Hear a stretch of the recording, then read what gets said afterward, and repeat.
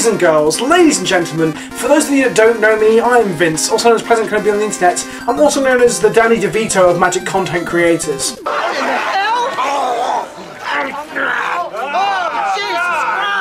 The current online metagame is hideous for my beloved Death and Taxes, so I've made a transition to green, black, white, mid-range, Abzan, junk.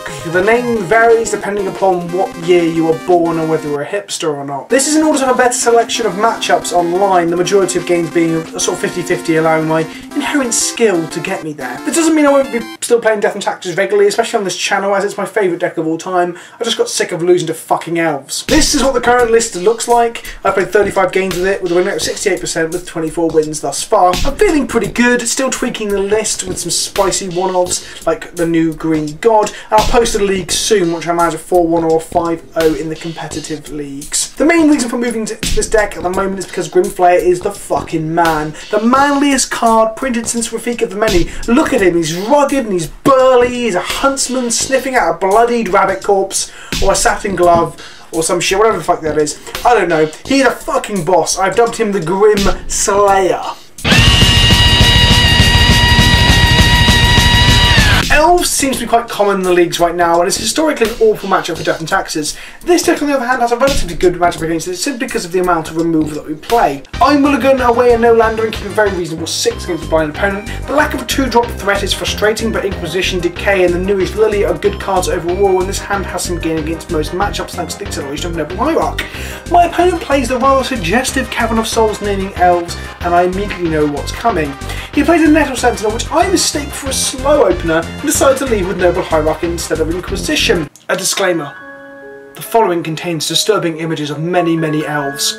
Watch at your own risk. So I lead with the Noble Hierarch and pass back to him. He plays a Forest, he attacks with a Nettle Sentinel and I take 2. He then plays Heritage Druid, which untaps his Nettle Sentinel. Then he plays another Nettle Sentinel, which I'm like, oh, okay, he's got another Nettle Sentinel, that's fine. And then he taps them all for 3 green mana and plays an Elvish Visionary, which draws him a card and untaps his 2 Nettle Sentinels. And again, that allows him to make 3 more mana, and I suddenly realise I've made a fucking horrible, heinous mistake. I immediately regret all decisions I've made in the past 24 hours, and he makes more mana, and then he collected companies. I'm like, oh, go on, whiff, go on, oh, it's an Archer, it's a Survey.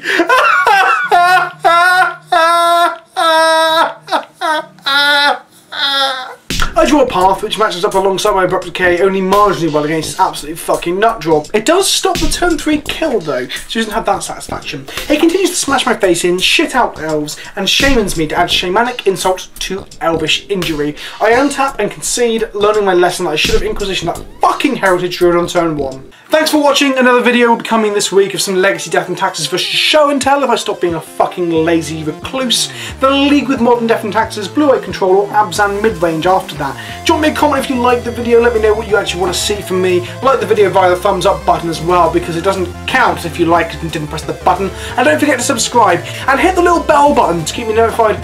No, to keep you notified, not me, keep you notified when I upload. I couldn't think of a good joke to make about bell ends and bells at this point, so I might as well just sign off. Check out some of my other content on screen too right now, mainly Death and Taxes stuff, because Dahlia and Arbiter and Stoneboard Mystic and Aether Bar and Flicker Whisper, the fucking, oh, it gets my cock throbbing.